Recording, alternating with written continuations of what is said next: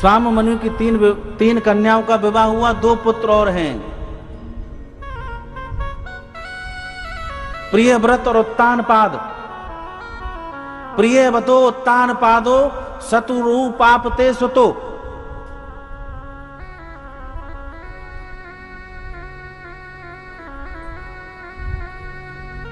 सज्जनों, उत्तानपाद का अर्थ क्या होता है? उत्तान माने ऊंचा और पाद माने पैर, जिसका ऊंचा समाज में प्रतिष्ठित हो और जिसका नाम समाज में, नाम कैसा? भगवत चर्चा में जिसका नाम हो, वो उत्तानपाद। महाराज उत्तानपाद की पत्नी है सुनीति। सुनीति का सुंदर अर्थ बताया। सुनीति जिसकी नीतियां सुंदर हों, वह सुनीति है। और सुनीति के यहां एक पुत्र हुए जिनका नाम है ध्रुव। ध्रुव जी महाराज। सज्जनों, आज राजा उत्तानपाद सुदूर देश में चले गए। वहां एक राजा की पुत्री से विवाह किया जिसका नाम है सुरुचि। आकर्षण हो गए, आकर्षित हो गए। लेकिन सुरुचि को जैसे ही घर लाए तो सुरुचि ने कहा, सुनो, जहां सुरुचि रहती है वहां सुनीति नहीं, और जहां सुनीति रहती है वहां सुरुचि नहीं। बोले सुनीति को घर से निकालना पड़ेगा तब मैं रह सकती हूं। राजा उत्तानपाद इतने आकर्षित हो चुके थे, सुनीति को घर से निकाल दिया। आज जंगल में कुटिया बनाकर रहने लगी, गर्भ धारण किए हुए महाराज। और संतों का सत्संग सुनने के लिए सुनीति जाती। पुत्र की उत्पत्ति हुई जिसका नाम है ध्रुव। और ध्रुव कहते हैं निष्ठा को, निश्चयात्मक बुद्धि को, निष्ठात्मक बुद्धि को, जिसको आत्मा का बोध हो गया हो, जिसको आत्मा का ज्ञान हो गया हो, वो है ध्रुव। ध्रुव माने निष्ठा। निष्ठा एक में, श्रद्धा सभी में। इधर महाराज सुरुचि के भी पुत्र हुआ जिसका नाम है उत्तम। आज राजा उत्तानपाद उत्तम को खिला रहे हैं। उसी समय ध्रुव का आगमन हुआ महलों में। ध्रुव कहता है, पिताजी मैं भी तुम्हारी गोदी में खेलना चाहता हूं। उत्तानपाद ने भी हाथ बढ़ाए, आओ पुत्र आओ, मैं भी तुमको खिलाना चाहता हूं। लेकिन सुरुचि आई और कहा, सुनो, नहीं ध्रुव, तुम नहीं खेल सकते हो क्योंकि तुम मेरे पुत्र नहीं हो। यदि इस गोदी में खेलना है, इस गोदी में बैठना है, इस सिंहासन पर बैठना है, तो जाओ भगवान की तपस्या करो। भगवान प्रसन्न होकर के तुमको दर्शन दें तो मेरा गर्भ मांगना। सुरुचि ने कहा। परम आदरणीय श्री सुखदेव जी महाराज कहते हैं, राजन, ये सुरुचि ने ठीक नहीं कहा। बोले गर्भ के लिए भगवान की तपस्या, गर्भ के लिए भगवान का भजन नहीं। मुक्ति और भक्ति के लिए भगवान का भजन किया जाता है। सज्जनों, ध्रुव को ऐसा लगा जैसे सोते हुए सर्प के कोई डंडा मार दे, डंडा मार देता है। ध्रुव जी रोते रोते माता सुनीति के पास पहुंचे। सुनीति ने गोद में लिया। बेटा क्या हुआ? पूरा वृतांत बताया। सुनीति ने कहा, बेटा सही कहती है तुम्हारी मां सुरुचि, भगवान का भजन करो, गोविंद का भजन करो। सही बात है, लेकिन गर्व के लिए नहीं, संसार में आने के लिए नहीं, गोविंद को प्राप्त करने के लिए। सज्जनों, आज जरा भी देर नहीं की। आज मेरे ध्रुव स्वयं भगवान की तपस्या करने के लिए जाते हैं और बीच मार्ग में नारद जी मिल जाते हैं। बोलो राधे राधे। देखो, भगवान से जब मिलने के लिए जाते हैं, आपने भी सुना है, बिना गुरु के भगवान नहीं मिलते। लेकिन जब भगवान की तल्लीनता, भगवान से मिलने का भाव हम अपने हृदय में बना लेते हैं तो समझो गुरु अपने आप मिल जाते हैं। ध्रुव जी ने कोई गुरु नहीं बनाया। ध्रुव जी के गुरु है उनकी माता सुनीति। उन्होंने आदेश दिया, बेटा जाओ, आज नहीं, बोले कल नहीं, आज नहीं, अभी चले जाओ, जाओ भगवान का भजन करो, तपस्या करो, जाओ भगवान को प्राप्त करो। ऐसी शिक्षा देना ये माता का धर्म है। पुत्र को सुंदर शिक्षा देना ये माता का धर्म है। नारद जी मिल गए। नारद जी ने कहा, भाई कहाँ जा रहे हो बालक? बोले मैं भगवान को प्राप्त करने के लिए। बोले कहाँ? वन में। उन्होंने कहा वन में तुम्हें पता है शेर रहते हैं? तो ध्रुव ने क्या उत्तर दिया मालूम है? मेरी माता जी कहती हैं शेर में भी भगवान है। बोलो राधे राधे। शेर में भी भगवान है। बोले अच्छा। नारद जी ने कहा इसकी तो पहली सीढ़ी पक्की।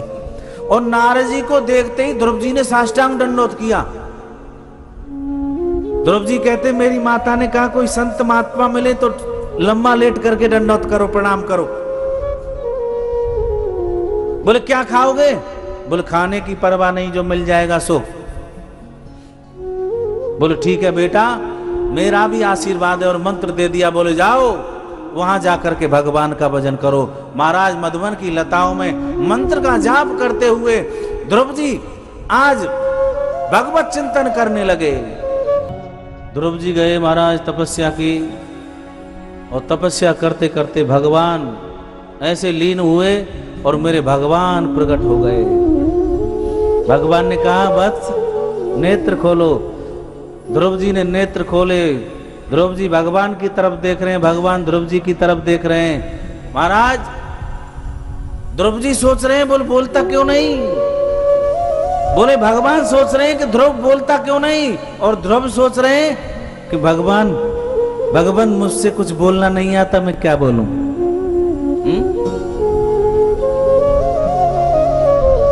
महाराज कोई और होता इस जगह तो मांगने के लिए एक लंबी सूची बना लेता। बोलो जय श्री कृष्ण।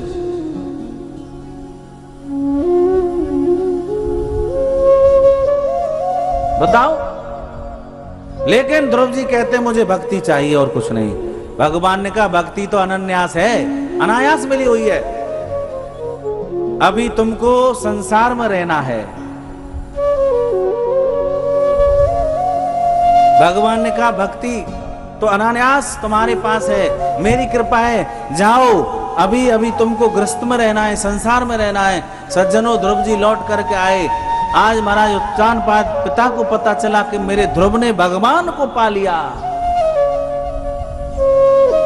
आज रथ सजवाए महाराज ध्रुव जी को लाने के लिए। ध्रुव जी कहते नहीं, इनकी जरूरत नहीं। सज्जनों लेकिन उत्तानपाद राजा ने उसी समय घर का त्यागन कर दिया। आज उत्तानपाद ने ध्रुव जी को राजा बना दिया, ध्रुव जी महाराज को। ध्रुव के भाई हैं उत्तम। उत्तम जी महाराज ने वहां यक्षों का बगीचा जाकर के उजाड़ दिया, कुबेर का बगीचा उजाड़ दिया, तो वहां मृत्यु हो गई। ध्रुव जी को थोड़ा क्रोध आया, लेकिन महाराज मनु महाराज ने समझाया बेटा तुम भगवान के पात्र हो, तुम भगवान के भक्त हो।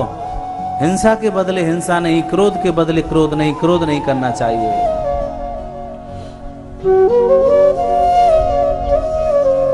काफी समय तक संसार में रहे ध्रुव जी, लेकिन ध्रुव जी फिर गए तपस्या की। भगवान का विमान आया और जैसे ही विमान में चढ़ने को तत्पर हुए वहां मृत्यु देवी आ गई।